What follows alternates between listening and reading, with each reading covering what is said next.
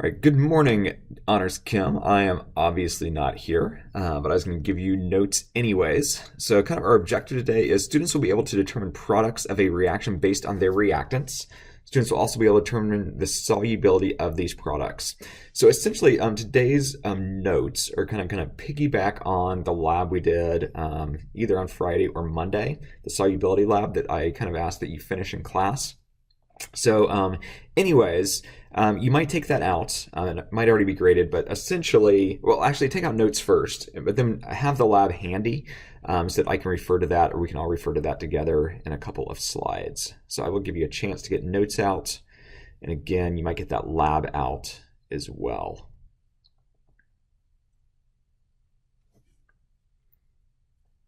Alrighty, so as far as notes go, just kind of some important definitions. So soluble. And soluble simply means when a compound dissolves in a solution, we say that compound is a soluble compound. So the ability to dissolve is probably the best definition for soluble. So again, soluble when a compound dissolves in a solution. Typically the solution is water. So if you just want to say when a compound dissolves in water, that is fine. So insoluble, with that prefix in, is going to be the opposite of soluble. So insoluble are when compounds do not dissolve in water. So again, insoluble when a compound does not dissolve in water. And then lastly, a precipitate is really what the lab we did the last 2 days, whenever I saw you, is all about. So when I mixed those two solutions, they were two solutions, which means they were clear, or I could see through them, okay? Once I mixed them, some of them remain clear, and in those instances, I mixed two things and no reaction occurred, okay? However, in a number of them, you saw either cloudy, milky, or chunky. So that is a precipitate. So a precipitate is an insoluble compound that forms, or that results, when two aqueous solutions are mixed. Okay, so, or an insoluble compound forms when two soluble solutions are mixed. Okay, so we mix with two things that are soluble, we mix them, and we form a cloudy, milky, chunky thing. Okay, so couple definitions, or a few definitions: soluble, insoluble, and then precipitate. All right, so I'm actually going to stop the PowerPoint and pull up a Word document. All right, and essentially what we're going to do is we're going to look at the lab, mostly your answers on the back of the page that start, like what anions are typically insoluble, what anions are typically soluble, so on and so forth. So if we look at that, we find that, and I think the question was which anions are typically insoluble. So nitrates are typically insoluble, sulfates are typically insoluble, and I'm trying to think on the lab what the other one was. I think chlorides are typically insoluble, okay? So then it said, what are some exceptions? All right, so nitrate, this one has no exceptions, all right? But silver and sulfate, some of their exceptions were silver with a +1 charge, lead, and I think those are the two primary exceptions, silver, lead, and there might be other, but I mean that's the main ones. Okay, and then I think it asked what were the insolubles. Okay, and they were like the carbonates, and what else? The carbonates and the phosphates.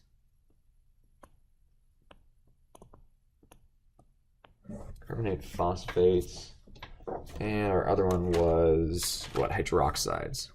OH minuses. And I think it asked for exceptions to these as well. Okay, and these didn't form precipitates when they were with sodium ion or potassium ion. And I think that might be, those the only ones that there were, be the only ones that we didn't see precipitates. So something kind of like that, okay? And then, I'm trying to think, I think that's mostly it. All right, so just that first question. So anyways, from those reactions, and I don't know how many there were, like 6 by 13, like 70 reactions or so, what we could do is we could start building what's called a solubility rules chart. Okay, and interestingly enough, you have one. So if you take out your periodic table and flip to the back, okay, so on the back side we have this electronegativity table that we used first semester, okay, but on the top, notice we have soluble compounds. So essentially this is a solubility rules list. And if we look at these and kind of look at what we figured out in lab, we find that they match perfectly. Okay, so soluble compounds, nitrates, are always soluble, no exceptions. So in that column, you would see that there never, ever, ever did a cloudy, milky, chunky appear in the nitrate column, because nitrates are always soluble, no exceptions. Okay, similarly, sodium, potassium, and ammonium, okay, those rows, okay, because our cations were rows and our anions were columns, they also never, ever, ever had precipitates form. How come? It's just the way nature is, okay? So sodiums, potassiums, and ammoniums never, ever form precipitates, okay? It doesn't matter who they are bonded with or form a compound with. Okay, so the next thing is chlorine. And notice that chlorines are under the soluble compounds list, because they typically are, but there's some exceptions. We got silver, we have mercury, and we have lead. And when we looked at our own lab, we saw that silver and lead were exceptions, okay? In our particular lab, we didn't use mercury, because mercury is fairly dangerous, even more so than lead. Okay, so as we move to part B, okay, these are compounds that are B insoluble. And notice we've got carbonate there, we have phosphate, we have hydroxide, which are these things that we found out in our own lab, okay, are typically insoluble. But there were some exceptions. So sodium and potassium were in fact exceptions, which are listed here on hydroxide. Okay, so what I need you to know is not only are they exceptions on hydroxide, but also on carbonate and phosphate. So essentially, I would read this chart starting with A, and you're going to see where this is heading in, I don't know, a few minutes. But if you can answer your question on A, do not even go to B. Okay, if your question is not fully answered on A, or if it's not answered on A, then go to B and see what's true. So notice if you look on A and say, oh, sodiums, potassiums, and ammoniums are always soluble. If sodium happens to be with carbonate, because we've answered it, sodium is always soluble, don't even look at part B. Okay, so essentially the lab we did the previous 2 days corresponds to this solubilities list, which comes out of, I don't think it's our current textbook, but it was the previous textbook. I love it. It's just on the back of our periodic tables, and it matches the lab we do perfectly. Okay, so we're going to get back to the PowerPoint now, and here we go.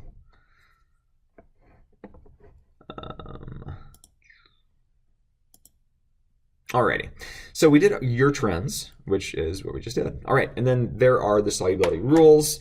If you need that for some reason, there they are, but same thing that came off of the back of the periodic table. Okay, so this table found on the back of the periodic table can help you figure out which compounds dissolve, those that are soluble, and which form precipitates, or those that are insoluble. Okay, so we're going to do some practice. So decide whether each of the following is soluble or not soluble. So you might jot these in your notes real quickly, all right? Or if not in your notes, I mean, just do them in your head. But have this table pulled up. So you should have copies of the periodic table. If not, you can go to Student View and then go into whatever it's called, my website, go to class website. And from the class website, one of the tabs at the top is periodic table. And if you open the periodic table, it'll have page 2 as well. All right, so take a few minutes.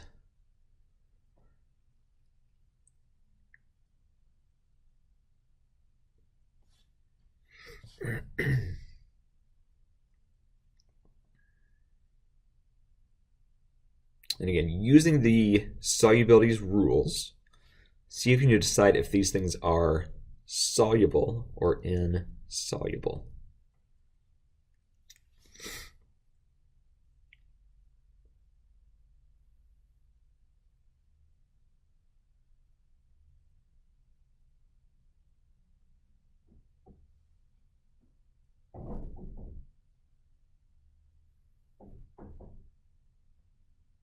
All right, so we're going to go through these one by one. So on the first one, notice we have sodium with nitrate. And I would just start with the first thing. So I'm going to look for sodium on my solubility rules list. And we find that sodium is in the second box. It's always soluble, so I don't have to look any further. Okay, even though nitrate is also always soluble, it doesn't matter. Because sodium is always soluble, we're done. So it is soluble. If I go to my next one, I'm going to look for Ag. And I'm really going to look in the first, like the left-hand side of the solubilities list. So if I don't see Ag anywhere, okay, I'm going to move my hand and look for chlorine. Okay, so do I find chlorine? Yeah, it's in the third box down. And notice chlorine is a soluble compound. Ooh, except if it's with silver, mercury, or lead. So because chlorine is with silver, it's going to make that chloride insoluble. Okay, so it's going to form something that's cloudy, milky, or chunky. It's going to form a precipitate. So my next one, MgBr. So I'm going to look for Mg. And again, I don't see Mg anywhere. So I'm going to go to the Br part, the bromide part. And I find that in the third box, bromides are soluble, except if there was silver, mercury, lead. Oh, magnesium is not silver, mercury, or lead. So magnesium bromide is a soluble compound. Okay, next one, calcium. So I'm going to look for calcium in the first two columns. And I'm not going to see it anywhere, so I'm going to go on and go to hydroxide. So OH is the very bottom one. And notice it is an insoluble compound typically, except if it's with sodium, potassium, or calcium. So hydroxides are typically insoluble, but an exception is calcium. So calcium hydroxide is going to be a soluble compound. And then my last one is copper 2 hydroxide. If I look on here, I don't see coppers anywhere. I find hydroxide, it's right where we were at. And hydroxides are typically insoluble. Copper is not an exception. So copper is also insoluble. Okay, so here are those answers again. Soluble, insoluble, soluble, soluble, insoluble. So on the test you have in a couple weeks, you'll be asked, just multiple choice wise, if I pair these two things, what's going to be true? Okay, are they soluble? Are they insoluble? And periodic table is always available to you on tests, quizzes, and whatnot. So you don't have to memorize anything. Just know how to use these tables. All right. Okay, so we are going to move on. So worksheet, which one is it? Worksheet 4? I forget the number. So you have two homework assignments tonight, worksheet 3 and worksheet 4. You'll have plenty of class time to work on both of them. And so if you have questions, hopefully you can get those answered among students. Possibly the sub can help you as well. But I think this is worksheet 4 is what this one is. So predicting the products of double replacement reactions. And I don't think you need to take notes on this slide, okay? So I'm just going to read through these. In a double replacement reaction, the reactants are always two aqueous compounds. So two things that are soluble start off, okay? And when we mix them, they might react and they might not. So a lot of the things we did in lab on Friday or Monday, a lot of them started clear and they ended clear because no reaction happened. So it's possible to mix chemicals and nothing happens. And that happens actually quite often. When two aqueous compounds mix, the positive and negative ions will switch partners and form new compounds. The two new compounds that are produced are either both aqueous, or one of them remains aqueous and the other one becomes a solid compound, or we would say one becomes a precipitate. So in the lab from the previous class, we determined a rough list for the trends when determining the states of the products, and now you have that list on the back of your periodic table. So this is where I would take notes. So double replacement reactions have this general format. So we start with AX, where A is some metal and X is some nonmetal, or A is some cation and X is some anion. we're going to add it to BZ, where again, B is something positive and Z is something negative, so some cation with an anion. And at the end of the reaction, basically my anions switch places, okay? So my cations and anions switch partners. And now notice that A, my positive thing, is now with my other negative thing, Z, instead of still being with X. And now B is no longer with Z, B is now with X. So in this case, again, my compounds have switched partners. All right, so these reactions are either precipitation reactions or acid-base, and we're not going to worry about acid-base for now. We'll talk probably a little bit about acid-base later in the semester. So for now, just know that these reactions are precipitation reactions.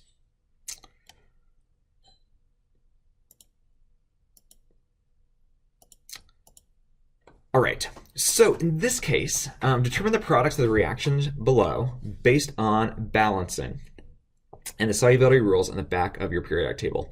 So this is essentially what worksheet, I think 4 is going to look like. So I give you two things. You need to figure out what the new products are going to be. And once you know what those new products are going to be, in parentheses at the end, you're either going to put aqueous or solid. Okay, so AQ or S. AQ things are soluble, and insoluble things will have the letter S. So it's kind of confusing that soluble is not S. Soluble is aqueous, and insoluble is solid. Okay? So in this particular example, I think I'm going to have to stop sharing again, or at least stop at the PowerPoint, and I'm going to go back to my Word document. And we have a couple of these. So let me get back to Word, and I'm going to clear this all off. And end up with more than I wanted to see if we carry the whole thing, and then I'll bring it back. Yeah, that's fine. All right, so if I go back, we got sodium hydroxide,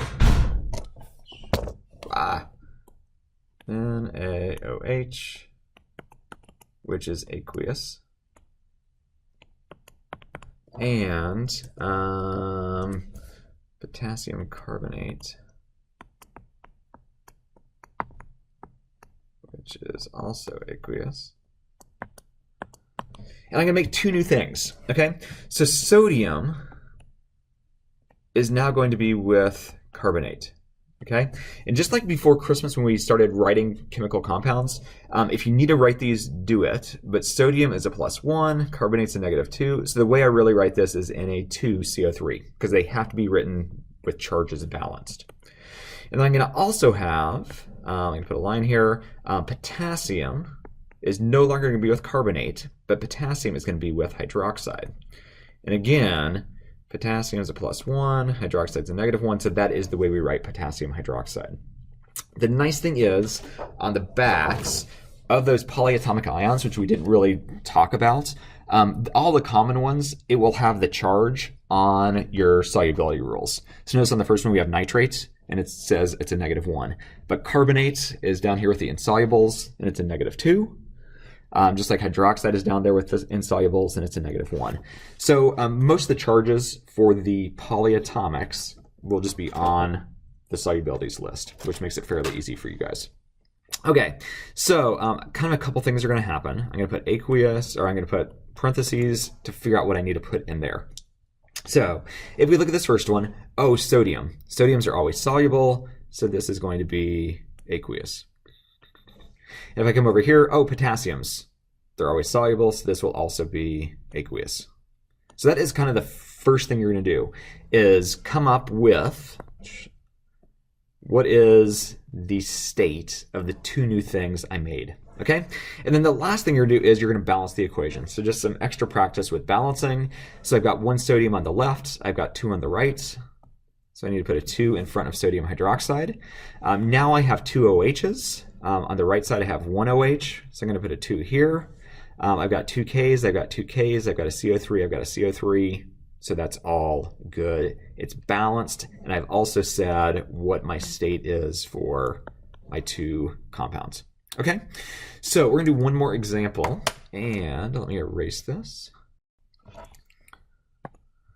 All right, and our other example is going to be this. Sodium carbonate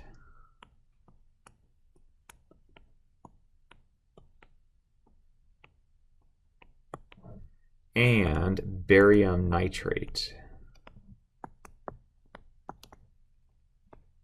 And again, on the left side, they're always going to be aqueous. So we're not going to mix something that is a precipitate to begin with. It would be silly to do that. Okay, so the two new things I'm going to make, I'm going to have sodium, and it's now going to be with nitrate. Okay, so I'm just switching my cations and anions. Okay, and again, look at charges. So this is a +1, nitrate's a -1, so it's a 1-to-1 ratio. So it just stays looking like that. Okay, so even though there's a 2 up here, that 2 is because carbonate's a -2. It has nothing to do with it having sodium having to be a 2. Okay, I'm balancing charges fresh on the right side, so it's a 1-to-1 ratio. So NaNO3 is correct. And I'm just going to put parentheses here because I know I'm going to have to fill them in a little bit later. And then my other one is going to be barium, and barium is now going to be with carbonate. And barium is a +2, carbonate's a -2, so it's also a 1-to-1 ratio. All right. So the next thing, or the first thing I'm going to do, is I'm going to determine solubilities. So sodium, sodium, it's always soluble. So this is aqueous. And then barium, if I look on here, I don't find barium anywhere. Okay, but if I go down to insolubles, I find carbonate. Okay, so barium carbonate is insoluble, or it's a precipitate, so it's going to get the letter S because it's insoluble. And then lastly, to balance this thing out, I got 2 sodiums on the left. I only have 1 on the right. Okay, I've got 1 CO3. I've got a CO3. I've got 1 Ba. I've got 1 Ba. I messed this up at the very beginning. There should be a 2 right there because barium's a +2 and nitrate's a -1. But notice when I balance, I've got 2 nitrates, or I've got 2 NO3s, and I have 2 NO3s. So 1-to-1 to 2-to-1. Okay, would be how I balance that one out. 1, 1, 1, 1. All right, so that is what worksheet 4 looks like. Okay, so a lot of things kind of happening at once, all easy things, but you kind of just have to pay attention to a number of things at once. So the first thing I would do is write your partners. Okay, partners.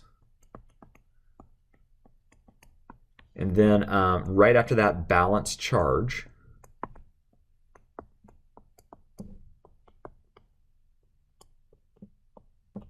And then I would look at soluble, insoluble, soluble / insoluble. And then lastly, I would balance the equation. Balance equation. It's just about impossible to write at the bottom of my screen. All right, so balance equation, EQN. Balance equation. All right.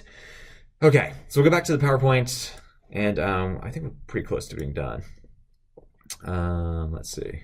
Or I think we might be done, in fact. Let's see. Some examples. There we have it. Yeah. So that was the last slide.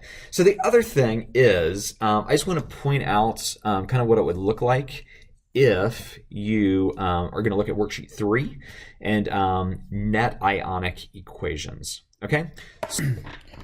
All right, so this is our last example. I've just rewritten it, okay? And this is my molecular equation, okay, or my overall equation, okay? So it kind of is a reminder to the notes we took the previous class, so either on Friday or Monday. If it's aqueous, okay, so notice this first one is aqueous, this one's aqueous, this one's aqueous. I'm going to split that up into ions. So in this first case, I've got 2 sodium ions. So when that's in water, it's a solid. Sodium carbonate's a solid. When I put it in water, it separates into ions.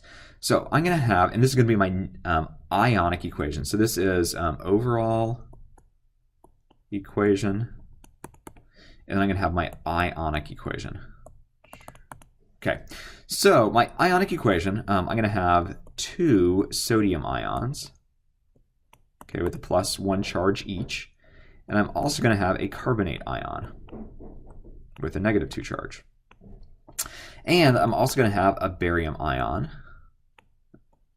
And barium has a +2 charge because it's in the second column. And I'm going to have 2 nitrate ions. they each have a -1 charge. And that's going to yield, notice this is aqueous also, so going to split it up, 2 sodium ions. And I have 2 nitrate ions, because that 2 is kind of distributed, right? This 2 applies to both sodium, and it applies to nitrate. And this one is going to stay together, because it's a solid. So it doesn't break up into ions, so it's not, we don't split it into ions from my ionic equation. Okay, and then net ionic is the end result of this. So on the lab you did, you kind of got to cheat a little bit because you didn't have to write everything. You were just doing the net ionic, really what was happening.